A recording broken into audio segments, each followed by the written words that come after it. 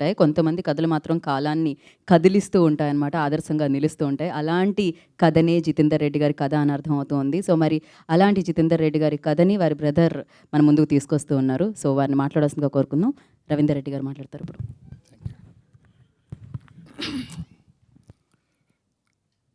Press media మిత్రులందరూ కూడా మాకు సహకరించి ఇక్కడికి వచ్చినందుకు అందరూ కూడా కృతజ్ఞతలు.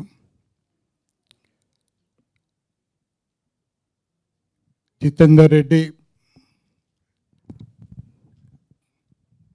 తన యొక్క జీవిత చరిత్రను ఇప్పుడున్నటువంటి సమాజానికి అందజేయాలి, ఇప్పుడు జనరేషన్కు తెలియజేయాలనే ఒక తపనతో ఈ సినిమాను చేయడానికి ప్రయత్నం చేసినప్పుడు మా యూనిట్ సభ్యులందరూ కూడా సహకరించి, ముఖ్యంగా విరించి గారు, ఇందాక రవి గారు చెప్పినట్టు వారు ఒక ఫ్యామిలీ ఓరియంటెడ్ మూవీస్ చేసి సక్సెస్ఫుల్గా చేసినటువంటి వారు. మరి ఈరోజు జితేందర్ రెడ్డి యొక్క జీవిత చరిత్ర తను తెలుసుకున్న తర్వాత ఈ సినిమా తను చేయాలనే నిర్ణయం తీసుకొని ఒక సాహసం వారు చేశారు. ఒక అద్భుతంగా వారు ఈ సినిమాను తీయడం జరిగింది. వారికి థ్యాంక్ యూ. అదేవిధంగా ఇందాక జ్ఞానశేఖర్ గారు, వారు ఇప్పుడు లేరు. ఎన్నో సినిమాల్లో మనది మీ అందరికీ పరిచయమే. ఎన్నో సినిమాల్లో వారు మరి కెమెరా తన యొక్క ప్రతిభను అనేక సినిమాలలో అనేక అవార్డులు తీసుకున్నటువంటి వారు. ఒక స్క్రీన్ మీద సినిమాను మనకు అద్భుతంగా చూపించడానికి కోసం ఆయన కెమెరా మోయడమే కాదు, మా అందరికి బరువు కూడా ఆయన మోసారు.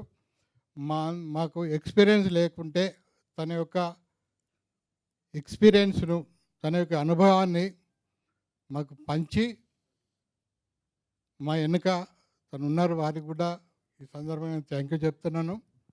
అదేవిధంగా అనేక మంది మరి జితేందర్ రెడ్డి క్యారెక్టర్ గురించి చాలామందికి అంటే ఏంటి జితేందర్ రెడ్డి క్యారెక్టర్ అనేది అందరికి కూడా ఒక ఇంతియాజం ఉంది.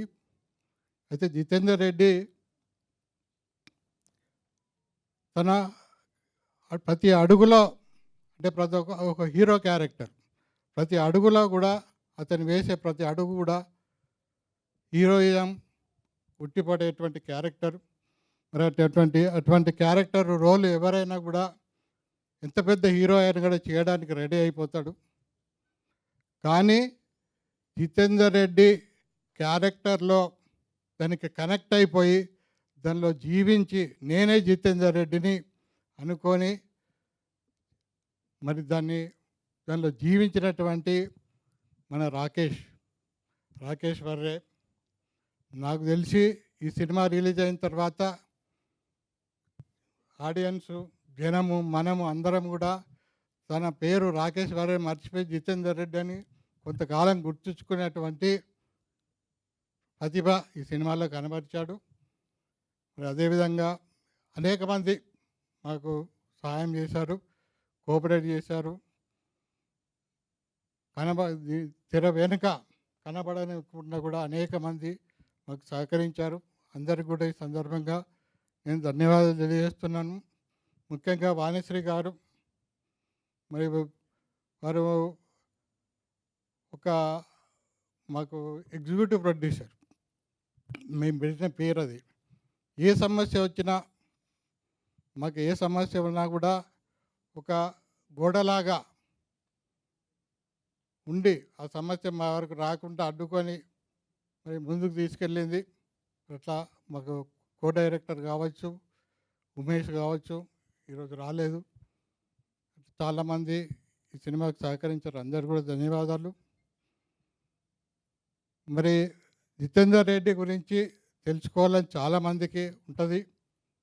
ఆ చరిత్ర గురించి నేను కూడా ఒక చిన్న షార్ట్ ఫిల్మ్ చేయాలని చెప్పి జర్నీ స్టార్ట్ చేశాను. కానీ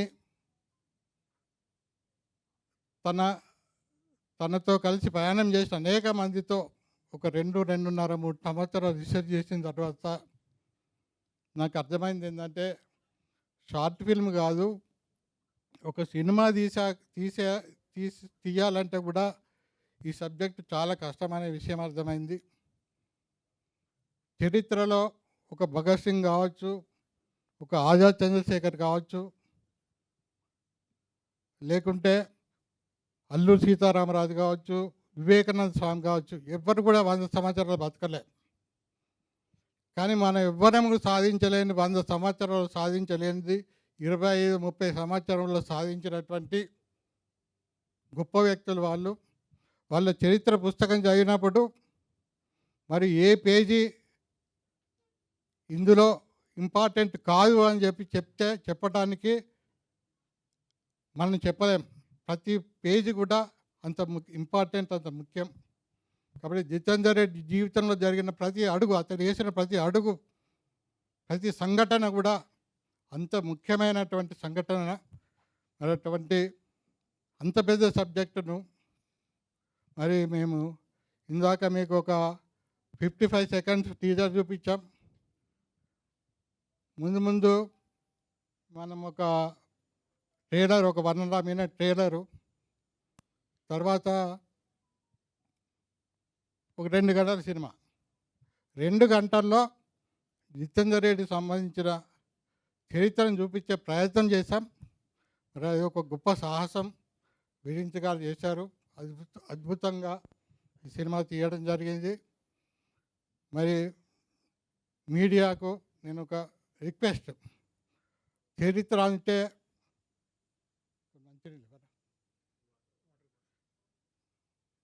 అంటే నిజం చెప్పడం.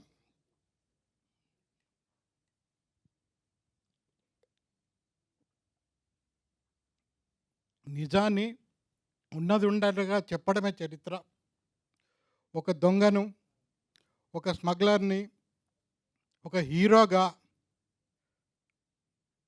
వాళ్ళని అట్లా ఇమేజ్ చేసి, వాళ్ళని అటువంటి క్రియేట్ చేసి ఈ సమాజానికి మనం ఏం సందేశం ఇస్తాం? కానీ ఒక నిజాన్ని, ఒక చరిత్రను, నిజంగా జరిగిన చరిత్రను మరుగున పడకూడదనే ఉద్దేశంతో ఒక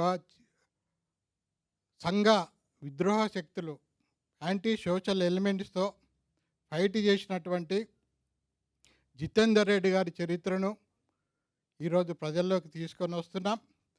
మీడియా మిత్రులకు, ప్రెస్ వాళ్ళకు, ఎందుకంటే దీన్ని ముందుకు తీసుకెళ్ళాలంటే మీ నుంచి అవుతుంది. మీరే ఈరోజు దీన్ని అందరికి కూడా చేరవేయగలిగేది ఒక మీడియానే.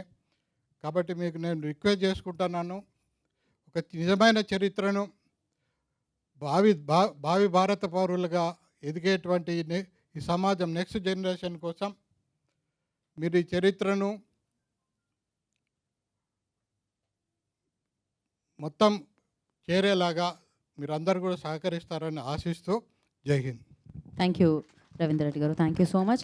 మామూలుగా డైరెక్టర్లు కొన్ని కథలు ఎంచుకుంటూ ఉంటారు, కొన్ని కథలు డైరెక్టర్ని ఎంచుకుంటూ ఉంటాయి. అలా జితేందర్ రెడ్డి గారి కథ ఈ డైరెక్టర్ని ఎంచుకుందనమాట. విరించి వర్మ గారిని మాట్లాడాల్సిందిగా కోరుకుంటున్నాం. అందరికీ నమస్కారం అండి. సో మీకు తెలుసు, నేను అంతకుముందు చేసిన ఈ 2 సినిమాలు కూడా లవ్ స్టోరీసే. నాకు కొద్దిగా హ్యూమర్ అంటే బాగా ఇష్టం. అలా అని చెప్పి హ్యూమర్ ఒకటే కాదు, ఎనీ హ్యూమన్ ఎమోషన్స్, మంచి డ్రామా ఉంటే నాకు చాలా ఇష్టం అన్నమాట. సో నెక్స్ట్ ఇంకా ఫర్దర్గా చాలా సినిమాలు స్టోరీస్ రాస్తూ, అన్నిట్లో ట్రయల్ చేస్తూ, కొన్ని ఫెయిల్ అవుతూ, కొన్ని ఎదురుకెళ్తూ రకరకాలుగా లేట్ అయింది. సో ఆ మధ్యలో అనుకోకుండా ఒకరోజు జ్ఞానశేఖర్ గారు ఫోన్ చేశారన్నమాట. ఒక స్టోరీ ఉంది చేస్తావా అని చెప్పి. సరే వెళ్ళి విందాం. నాకేంటంటే వేరే వాళ్ళ స్టోరీలు అంటే ఓకే, స్టోరీ బాగున్నా కూడా మనకు కనెక్ట్ అవి, అంటే మనమే డైరెక్ట్ చేయాలంత కనెక్షన్ రావటం అనేది కష్టం కదా. సో ఎందుకు ఎవరు చెప్పినా కానీ ముందే చెప్తాను, నాకు మోస్ట్లీ నచ్చవండి. బాగుంటే మీరు డైరెక్ట్ చేస్తే నేను చూసి బాగుందంటాను, కానీ నేను డైరెక్ట్ చేయాలంటే కనెక్షన్ లేకపోతే నేను చేయడం చాలా కష్టం అని చెప్పి మోస్ట్లీ ప్రిఫర్ చేయనమాట వింటాం. సో ఆ రోజు వెళ్ళి వినటానికి వెళ్తే, లేదు చెప్పడానికి ఏం లేదండి, బుక్ని చదువుకోండి అని చెప్పి అది బుక్ ఇచ్చారన్నమాట. సో ఆ బుక్ చదివిన తర్వాత ఇంకా డౌట్స్ లేవన్నమాట. ఇది గ్యారంటీ, ఇంత పవర్ఫుల్ క్యారెక్టర్ గ్యారంటీ ఇంకా నో చెప్పకూడదు అనిపించింది అన్నమాట. సో నిజంగా అలాంటి స్టోరీ నా దగ్గర రావటం నేను చాలా లక్కీ అనుకుంటాను. సో నేను తర్వాత ఆ విలేజ్కి వెళ్ళాను. చాలామంది ఆయన ఫ్రెండ్స్ని ఇప్పుడు ముసలివాళ్ళుగా ఉండిపోయి ఇంకా డెత్ బెడ్ మీద ఉన్న వాళ్ళని కూడా కలిసి ఇంటర్వ్యూ చేసి అన్నీ తెలుసుకుంటే అప్పుడు ఆయన గురించి నాకు అర్థమైందన్నమాట. అందరూ ఒకే మాట చెప్తున్నారు ఆయన గురించి, ఆయన లెజెండ్ అనేది వాళ్ళ మాటలు వింటుంటే అప్పుడు అనిపించింది మాట, నిజంగా ఒక మనిషి ఇలా ఉన్నాడా, నిజంగానే ఇలాంటి పవర్ఫుల్ క్యారెక్టర్ నిజంగా నా దగ్గరకు వచ్చింది. నేను చేయగలనా లేదా, ఎలా చేయాలి అనే దాంట్లో నేను బాగా రీసెర్చ్ చేసి ఇది గ్యారంటీ వదలకూడదన్న దృష్టిలో చాలా కష్టపడి స్టోరీ అంతా రాసుకుని ఫైనల్గా ఇది ఇవాళ వర్కౌట్ అయిందన్నమాట అది. సో దీనికి మాకు బ్యాక్ బోన్గా ఉన్నది జ్ఞానశేఖర్ గారు, కెమెరామెన్ గారు. సో ఆయన ఏంటంటే ముందే చెప్పాను ఆయనకి, సార్ మీరు చేస్తేనే ఈ సినిమా నేను డైరెక్ట్ చేస్తాను, ఎందుకంటే ఆయన అంత పవర్ఫుల్ సినిమాలు చేశారు, పీరియాడిక్ సినిమాలు చేశారు. సో నా ఎమోషన్స్ ఆయనకు బాగా తెలుసు. సో ఆ విధంగా మా ఇద్దరితో టీం కింద చేసామన్నమాట. అలాగే గోపి సుందర్ గారు, సో ఆయనకు కూడా మనకి లవ్ స్టోరీస్, లవ్ పాటలు అని తెలుసు, కానీ ఆయన మలయాళంలో చాలా మాస్ మూవీస్ కూడా ఆయన మంచి మ్యూజిక్ ఇచ్చారు. సో ఈ సినిమాలో కూడా ఏంటంటే ఆర్ఆర్ అంతా చేస్తున్నారు అన్నమాట ఇప్పుడు. సో చూస్తుంటే ఆయన అంటున్నారు, ఏంటిది సినిమా అసలు ఎక్కడ ఆగట్లేదు, స్టార్ట్ అయితే ఎక్కడ మ్యూజిక్ గ్యాప్ కూడా ఇవ్వడానికి లేదు, అసలు ఇది చాలా బాగుందని చెప్పి ఆయన బాగా ఎగ్జైట్ అయ్యారు అనమాట. నాకు కూడా ఇన్ని సంవత్సరాల తర్వాత ఈ సినిమాతోటి ఇంత ఒక మంచి క్యారెక్టర్ని తీసుకుని మీ దగ్గర రావటం నాకు చాలా హ్యాపీగా ఉంది, చాలా ప్రౌడ్గా కూడా ఉంది యాక్చువల్లీ. సో ఇది అందరికీ నచ్చుతుందని నేను ఎక్స్పెక్ట్ చేస్తున్నాను. థ్యాంక్ యూ అండి. థ్యాంక్ యూ వీరేంద్ర శర్మ గారు, థ్యాంక్ యూ సో మచ్. ఇంకోటి ఏంటంటే నాకు ఇన్ని సంవత్సరాల నుంచి ఇక్కడ ఉన్నా కానీ నాకు తెలంగాణ అసలు రాదు మాట స్లాంగ్. ఎప్పుడు 20 years నుంచి ఇక్కడ ఉన్నా, కానీ ఈ సినిమా అయ్యేసరికి నాకు తెలంగాణ వచ్చేసింది. ఇంట్లో కూడా నేను అప్పుడప్పుడు తెలంగాణలో మాట్లాడుతున్నమాట, ఎందుకంటే ఆయన క్యారెక్టర్ ఇన్ఫ్లుయెన్స్ అంత ఉందన్నమాట. సో ఆ విధంగా on the fun note I can end it like that. డెఫినెట్గా. So thank you so much. So Please subscribe Yup Entertainment. Yup Entertainment, please subscribe. Thank you. Thank you.